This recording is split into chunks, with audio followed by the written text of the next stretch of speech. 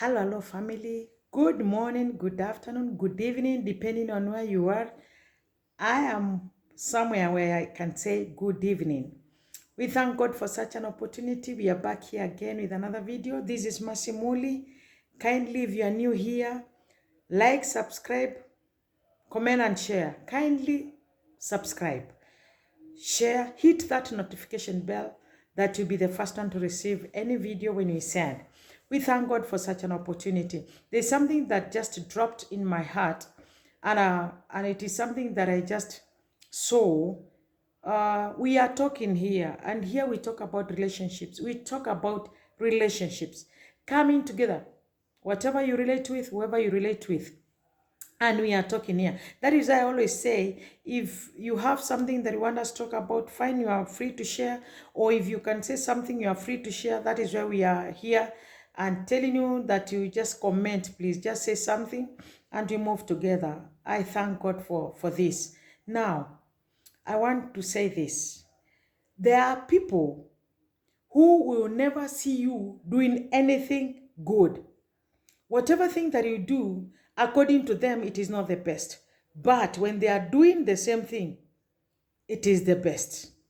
Friends, relatives, people in the society, God has given you a certain grace. God has given you that favor, maybe to do something to serve Him, or even to do something for the family, to serve your family, or even to serve the society, to serve the community. But there's somebody here who will never appreciate the grace that God has given you.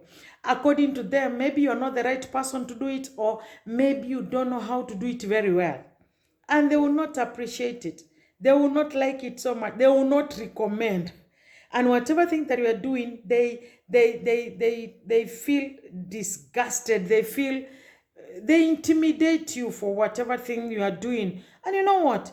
According to you, that is the much you can do. And that is what you like doing. And according to you, it is the best. And you love doing it. And in most cases, you're not even doing it for your own sake. In most cases, you are doing it for the family. In most cases, you are doing it for the society. You are doing it to satisfy your own heart. You are doing what you love. But here there's somebody who does not support you in that. Now, let us go to, and this is going to cause a lot of damage in other people's lives. Look at this. Do you know there are some of the things that you are going through, some of the problems that you are going through that we are not supposed to go through them. We go through the challenges, the problems, because of maybe there's a way that we behaved towards other people. And there's something that I want to talk about here. I'm getting tired. My hand is getting, because I'm holding the phone. I want to talk about this. I'm somewhere, by the way. I want to talk about this. Do you know there are people who disrespect others out of nothing? Intimidating the person next to you, intimidating your relationship, putting people down, discouraging. And especially when it is very dangerous when you do that, especially to somebody who is serving the kingdom, whatever faith that you have. If maybe we talk of, if you are Muslim, if you are a Christian, whatever faith that you have, when you are doing something to serve and honor the faith that you have, you are doing it honoring God. And then somebody now comes here and is disrespecting, or is just putting you down because of whatever you are doing, mocking you, seeing you as nothing, or seeing there's nothing, according to this person, there's nothing nice that you can do. Whatever thing that you do, it is like you don't know what you are doing. It is like they want to choose whatever you are doing. They want to choose for you whatever you are supposed to do. Let us go to the book of 2 Samuel chapter 6. Here, okay, when you go to chapter 4, we see that the Israelites were fighting with the Philistines. Let me just go fast. I'll move very fast. The Israelites were fighting with the Philistines. And then the Philistines took the covenant box. The covenant box, spiritually, we believe that it represented the presence of God. It was God, the presence of God. So when the Philistines took the covenant box from the Israelites felt bad. And in fact, they were really killed because it is like they were naked. The presence of God was no longer with them. And they were really killed by the Philistines. 3,000 of them, I guess. Now, when we come now to, then even Eli died, Eli's sons died, and so many people died. And Eli died because he was brought a report that the covenant box has already been taken by the Philistines. And Eli felt, no. How do we survive without the covenant? How do we survive without the presence of God? How do we survive without the blessings of God? How do we survive without God? Look, the covenant box is the grace, is the grace that brings you close to God, is the grace that makes you be close to God, is the grace that God has given you for his provision, for the presence, for the provision of his presence by the grace of God. Look at this. Now, then when you come to chapter 6, now David has gotten the soldiers, the best. The Bible says the best soldiers, so that they may get the covenant box, and then they get the covenant box. They are bringing it back to Jerusalem. Then on the way, it happened that, very funny, they stumbled, and then the covenant box was almost going down. And then one of the men by the name Uzzah tried to save it, to save the covenant box from falling down. And God was not happy about it, and God killed him. David was so much afraid, and David really feared. What is this that is even causing the death? And they feared. So they did not continue carrying the covenant box. And then they now took the covenant box to a man by the name Obed Edom. They took it there and they placed it there. Maybe they were putting it there thinking without minding. They put it there. They said, maybe, my guess, maybe they said, even if he dies, no problem, because this thing is really killing people. Let me tell you, don't joke around with God's blessings towards people. Then now they take it to Obed, or let me read the name well, Obed Edom. Then it stays there for 3 months, and David realizes that, and he hears that the man has really been blessed because the covenant box is kept there. The presence, where there is the presence of God, there are blessings. There is a breakthrough. There is healing, and there is a lot. The man was blessed, and then now David decides now to go and collect the covenant box from Obed Edom, to take it now to Jerusalem. And they succeed. They go and take it. David is very happy because they have succeeded in collecting the covenant box. They are taking it safely to Jerusalem. So it happened that, let me read verse 14 now. It happened that, let me read 14. 14 kindly. Verse 14, 2 Samuel 6:14, it says, David, wearing only a linen cloth around his waist, danced with all his might to honor the Lord. Some people say that David danced until the clothes fell down. No, there's nothing like that. It is, the Bible says that he had tied round his waist. He had just tied a linen cloth, a small one, and then the other side, the other parts of the body was just, he was naked on the other side, parts of the body. On the top part, he was naked. So he was just dancing like that, celebrating. He was celebrating the covenant box because it has now come to Jerusalem. And he was doing it together with other men. Now he was feeling so good. Now let us go to 16 now. The 16 said, as the box was being brought into the city, Michal, Saul's daughter, who was now David's wife, what did he do? What did she do? She looked out of the window. She's outside there, inside. When people are here celebrating, bringing the covenant box, working, giving service to God, having a zeal of the presence of God, serving the presence of God, and working for their deliverance, because there were people who were very much killed by the Philistines because the covenant box was already taken. Our topic today is that when you disrespect other people, when you intimidate other people's grace, you are going to become barren. We are missing a lot of things.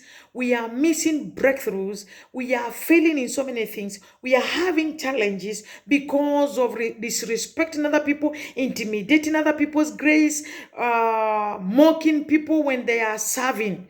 And they are doing it provided they are doing it for the kingdom of God. They are not sinning.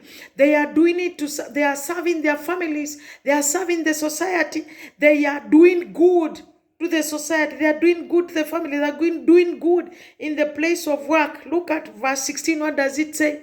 As the box was being brought in in the city, Michal's daughter looked out of the window and saw King David dancing and jumping around in the sacred dance, and she was disgusted. No, she was disgusted with him. Imagine being disgusted with somebody who is serving God, somebody who is doing something good, somebody who is celebrating the grace of God. I want us to imagine somebody who is really taking good care of the children, somebody who is really serving in the house of God, somebody who is doing so good in the community, somebody who is serving people, somebody who is blessing other people, and there is somebody else here who is feeling bad about it. Who is feeling bad about someone who has a grace of celebrating the grace that God has given him or her to serve other people. David is dancing because the presence of God has come. The covenant box was a benefit to the Israelites and to David himself. And somebody else here is just negative. Why should people be negative when others are doing things? Why should you feel bad when somebody, if I have chosen to serve, if I have chosen to feel good, if I have chosen to celebrate the grace and the blessings of my God, why should you feel bad? Seriously. Why can't you join me in celebration? Let me tell you, when you celebrate other people's blessings, God will cause other people to celebrate your blessings also, because you'll also be blessed. Let us look at this. Then we go to now. David now goes home and is blessing people. Is blessing people. And then after, now David went home. He was blessing after they celebrated. They ate together. David prepared meals. David provided for food for people to be cooked for, and they celebrated. Let us just assume in a normal scenario, we are here and now we have won. Something has happened, and then one of the leaders now decides to lead people in celebrating the victory. Celebrating the victory. Then now the word of God says in verse 20, afterward, when David went home to greet his family, after all the work of looking for the covenant box, of bringing the covenant box back home, imagine serving God. You can imagine you as a family person, now a family man, you have gone to look for the blessings for your family. You are working. You have really done a lot of work to bless your people, for your children to live well, for your wife to live well, for your husband to live well, and you have really worked. You have really worked on that for your people to live well, for the people that you love to live well. The blessings of God, you have prayed for them, because bringing the covenant box is bringing the presence of God. You have prayed for your people. You have prayed for the breakthrough. And you have really, God has now come and has blessed you. You have gotten the breakthrough. You have gotten the victory. And now you come home now to celebrate together with your children, together with your people. There is a breakthrough somewhere. Then this other person who does not want to see you celebrating, who does not want to see your breakthrough, who does not want to see you doing something good, because according to that person, you do not deserve it, comes out now. Look at this. When David now went home to greet his family, Michal came out to meet him, now as a wife. Then there with a serious face, always blaming, always talking, always feeling bad, always negative. There are people who will never be positive. There are people who will never support you. There are people who will never support your mission. There are people who will never support your blessings. What does she say when she comes out and meets the king? And you know, it doesn't matter who you are. You are there to celebrate God's blessings, to celebrate God's breakthrough. What does she say when she comes out? She says, the king of, now she's being sarcastic. She says, the king of Israel made a big name for himself today, she said. She's being sarcastic. Now you have come, you have made a big name because you have won victory. Now you have brought the covenant box. And then she continues and says, he exposed himself like a fool in the sight of the servant women of his officials. Imagine somebody giving you names. How many names have you been given after having a breakthrough? How many names have you been given after God blesses you, after you win victory? How many names after you do a lot of work, maybe in the ministry? I want to imagine you working in the ministry, maybe in where you are serving in the church, in the society, and then you have a great win. People start giving you names in our national language. You normally say, they start telling you that you are Kimbelembele. You are the front person. You are Kimbelembele. You want to show off. This one now, Michael calls the king a fool. How many names have you been given? You are given titles. The person who is ever there. You are here now. We have even left the work for you. Continue doing because you think you know how to do it very well. How many people have used such languages? You think now you are the end of it all. You call yourself now the pro person. Now you have won. Now you are feeling yourself up here because you have won. Now you see you are doing it in front of, what is Michael telling the king? You have done it in front of the women servants.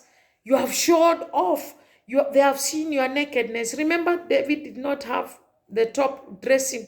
He had just had the linen cloth, a small one round the waist. The other parts of the body was, now the Michael now feels David has done it wrong because David has danced naked in front of the female servants. And now she's calling David a fool. What have you done? Why are you doing this? Can't you see people are looking at you? Are you not feeling ashamed? Are you not feeling bad when people, are you not feeling disgraced when people are looking at you? Can't you see that you are the king? Can't you respect yourself now? What are you doing? Why are you doing this? Why are you acting like a fool? You are king, you are supposed to behave like a fool. Look at what David is telling her. A very good answer. David tells her, I will continue dancing for the Lord and will disgrace myself even more. You may think I'm nothing, but those women, and you may think I'm nothing, but those women will think highly of me. Now David is telling Michael, I am doing it for my Lord. At least not for your father, not for your family, but I am doing it for my God who has helped me win this victory, who has given me these blessings, who has remembered me and my family and my people, the Israelites, the people that I am leading. I am doing it. I'm not doing it for anybody. I'm not doing it for your father. I'm not doing it for your father who is the king. I am doing it for my God, and I will continue doing it even more. Because people, these women, the people that I brought the blessings for, I will continue serving God in the house of God. Because when I serve God, my children are blessed. That is what it says in the book of Psalms 112. That whoever fears the Lord and serves the Lord, the children will become great in the land. I'm doing it for my God because I know I'll get blessings there and I'll not look at you. You who is feeling disgusted because of what I'm doing in my family. I will continue serving my family. I will continue working for my family. I will even do it even more because I'm not doing it for you. I'm not doing it for your God. I'm doing it for my God. I'm not doing it to please you. I'm doing the prayers. I'm serving in the church to please God. And I'm doing it so that my family will be blessed, bringing the presence of God, bring the covenant box back to Jerusalem, serving God for my family. I'm not doing it for you. You is always complaining and seeing me not doing the right thing. You is always thinking that I'm showing off. No. I will continue praying and praying more. This is what David is saying. And I will disgrace myself even more. If this is disgracing myself, if this is what you call disgrace, dancing for my God because I've brought the covenant box home, celebrating with other people. If this is what you are calling disgrace, then I will do it the more. If this is what you are calling kimbelembele, then I will do it the more. Singing, preaching, talking, and serving God and pleasing God, not you. Not you, Michael. Not you and not your father. I'm doing it for my family. I'm doing it for my children. I'm doing it for my spouse. Look at what the end of it all. Verse 23, that is where our topic is. Michael, Saul's daughter, never had any children. Why? Because of disrespect, because of being negative, because of intimidating somebody who is serving the Lord. How many people today are barren? How many people today will never have a breakthrough? How many people will never be blessed? How many people, the word of, let me repeat, she never had any children. She became barren just because of that. Because of the mockery. Because of not honoring the grace that God has put in other people's lives.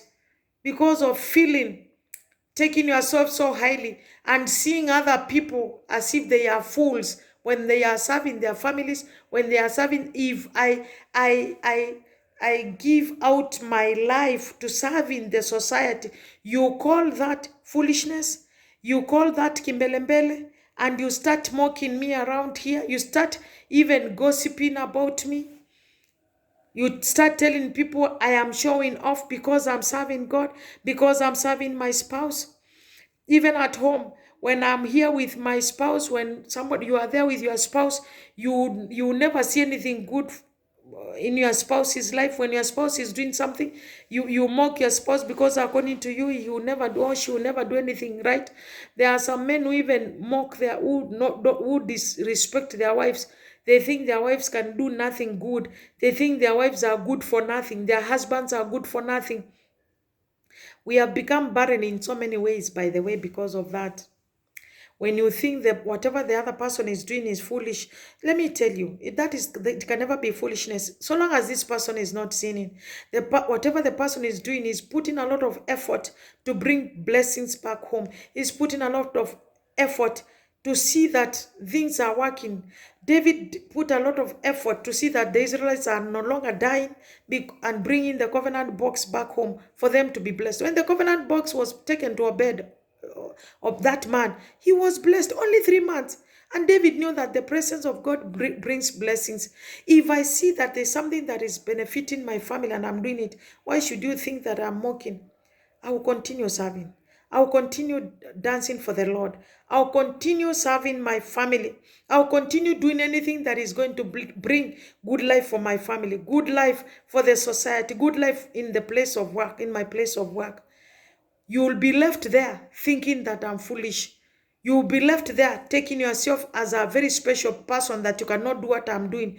Do you know there are people, even when they are singing, they cannot clap because according to them, clapping is for the foolish people? No. Do things, even if people think that you are foolish, do them. It is for your own benefit. If you see other people as foolish people, we are going to, how many people have become barren because of disrespecting others, because of seeing others as nothing, because of seeing others as good for nothing people, because of seeing others as if they are doing wrong things when they are serving their families, thinking that whatever choice that they have made is a wrong choice. Do not feel disgusted for people's choices. If they feel that is the way they are supposed to bless their families, let them do the same. What have you done that is making your life a barren life, that you are never productive, that your life has stopped? It is just because of that one comment that you made about somebody. And life stopped. And life stopped in your life. Things stopped. You became barren in one. Your business became barren. Your life became barren. You are no longer blessed just because of that one comment that you made. Come on, like that one of Michal, calling David fool because she thought that David was doing something wrong. David was not doing it for anybody. David was doing it for God. If I'm here serving God, if I'm here serving my family, and you think there are people who tell others, if you see me doing something for my spouse or for my children, they start saying, hey, this one is sat for. That is what we say in our language here. We say, amekaliwa. He or she is sat for. Just because you are being good for your people and praising God because of your people and you are serving your people, people think that you are foolish. They start saying amekaliwa. Wanaanza kusema amekaliwa, haujakaliwa.